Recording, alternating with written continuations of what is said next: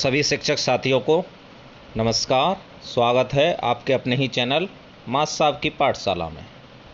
देखिए, शासन स्तर से कक्षा 1 से लेके 5 तक के लिए और बच्चों के लिए आपको कैसे ध्यानाकर्षण शिविर, कैसे समृद्ध प्रोग्राम चलाना है, ये चीज़ तो एकदम क्लियर है। लेकिन क्या है, प्रॉब्लम आ रही है उच्च प्राथमिक के शिक्षकों को।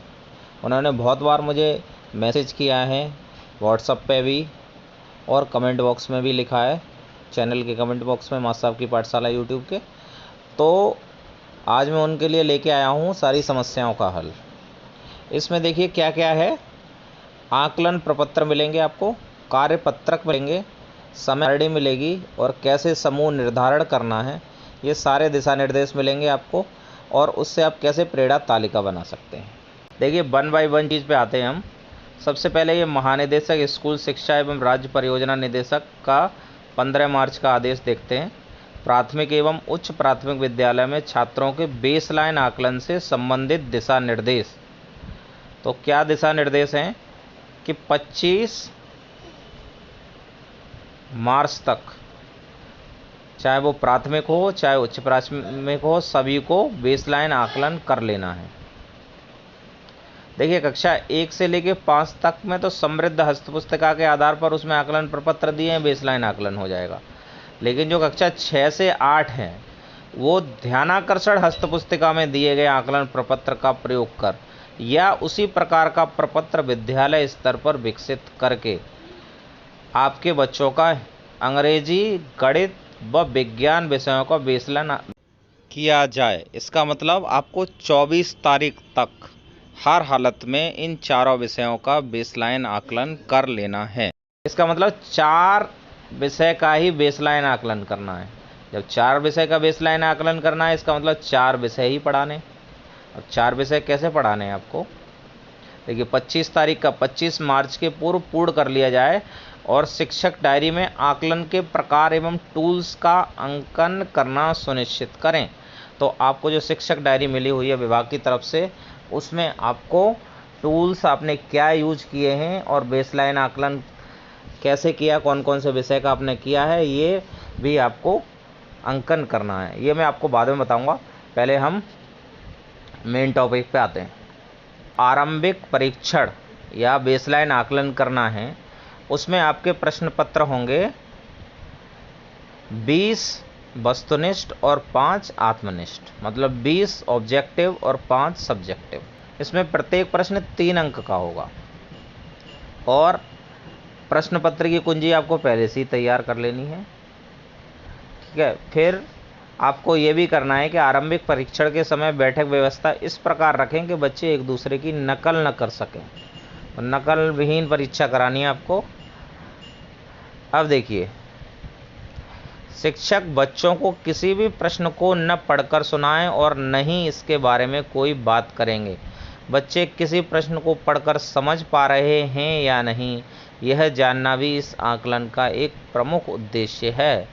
अच्छा हो यदि प्रत्येक बच्चे के पास प्रश्न पत्र की एक कॉपी हो। यदि ऐसा संभव नहीं है तो प्रश्नों को साफ साफ अक्षरों में श्यामपट्ट पर लिखें।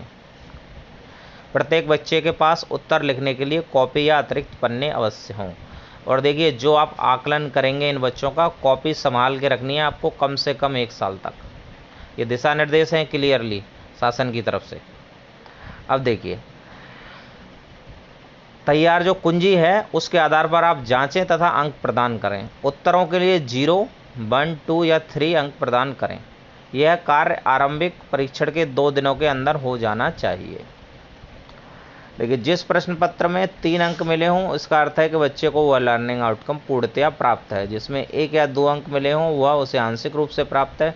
जिसमें 0 मिले हैं, वो बिल्कुल भी प्राप्त नहीं है।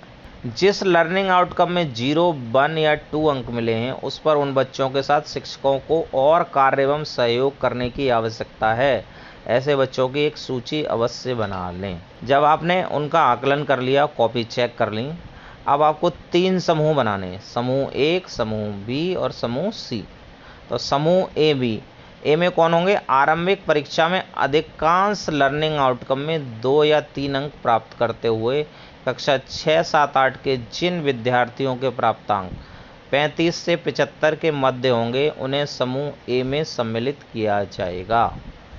देखिए 6, 7, 8 के बारे में मैं आपको बता दूं, क्योंकि 8वीं क्लास के बच्चे 31 मार्च को 8वीं कक्षा पास करके चले जाएंगे, तो 8वीं कक्षा का अगर आप आकलन करते हैं तो आपको लिए फ्रूटफुल नहीं होगा, क्योंकि वो 8वीं कक्षा का आप आगे न तो सतत आकलन कर पाएंगे, न बेस एंड लाइन आकलन कर पाएंगे।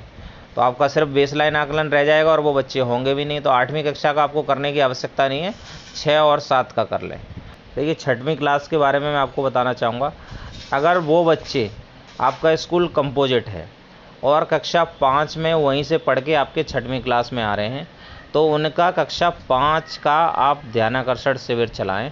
समृद्ध हस्त पुस्तिका में ये बताया गया है कि कक्षा 5 में उनको कैसे 5 के साथ में कैसे पढ़ाना है उनका और कैसे चलेगा।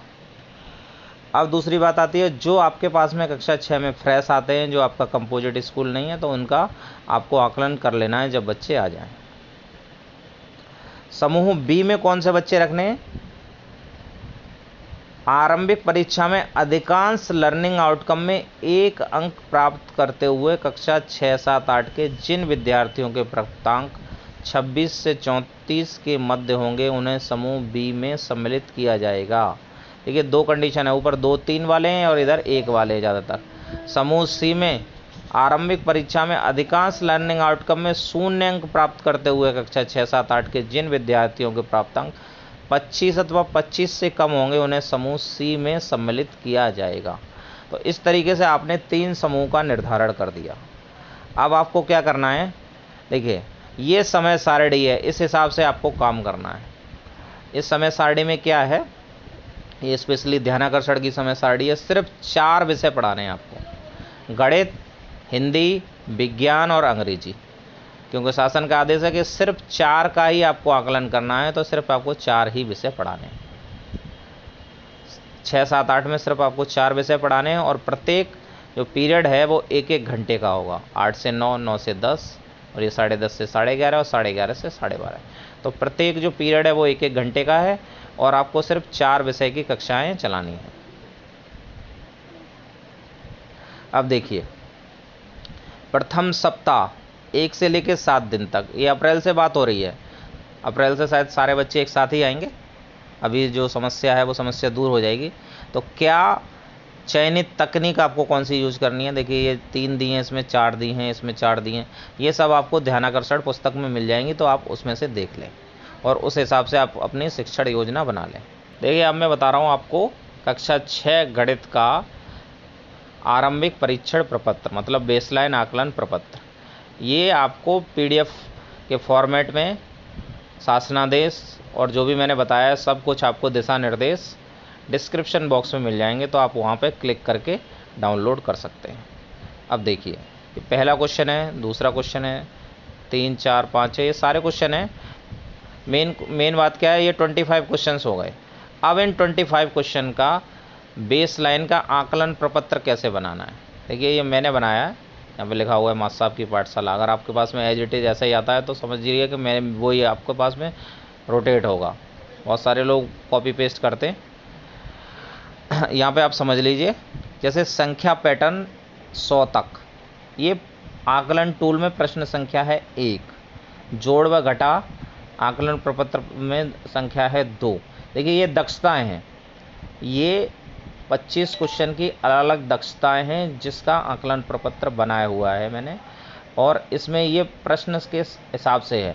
आप जैसे जैसे प्रश्न चेक करते जाएंगे, जैसे आपने पहले क्वेश्चन में बच्चों को 2 मार्क्स आए तो यहाँ पे 2 लिख देंगे, दूसरे क्वेश्चन में 3 आए हैं तो यहाँ 3 लिख देंगे। तो आपको ये पता चल जाएगा कि किस दक्षता पे आपको कार्य करने की आवश्यकता है। मैंने सारे प्रश्नों की अलग अलग दक्षताएं आपको दे दी हैं। देखिए जैसे पहले, दूसरा, तीसरा मैं आपको दिखाता हूँ। ये पहला है तो ये संख्या पैटर्न है 100 तक का। दूसरा क्वेश्चन है, इसमें जोड़ और घटाव है।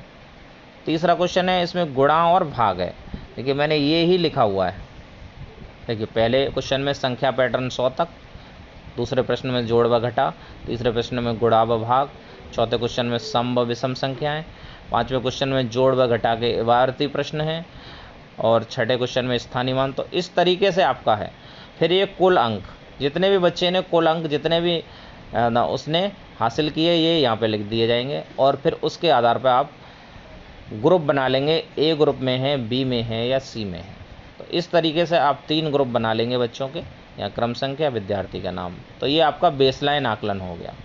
आई होप कि आपको सारी चीज़ें क्लियर हो गई होंगी कि आपको क्या क्या करना है, कैसे समूह निर्धारण करना है और कैसे क्लास का डिस्ट्रीब्यूशन होगा। और कुछ और भी बेसलाइन आकलन वगैरह मैं बनाऊंगा तो मैं आपको वीडियो डाल दूंगा। देखिए, वीडियो बनाने में बहुत मेहनत लगी है। आपको अगर हमारी मेहनत पसंद आ रही है तो वीडियो को ज़्यादा से ज़्यादा शेयर कीजिए, लाइक कीजिए, और अगर कोई भी आपको समस्या आ रही है इसमें तो कमेंट कीजिए। और आगे के जो भी बेसलाइन आकलन होंगे और जो भी उनके कार्यपत्रक बनाऊंगा मैं आपको सारे शेयर कर दूंगा जैसे ही टाइम मिलता है। Thanks for watching.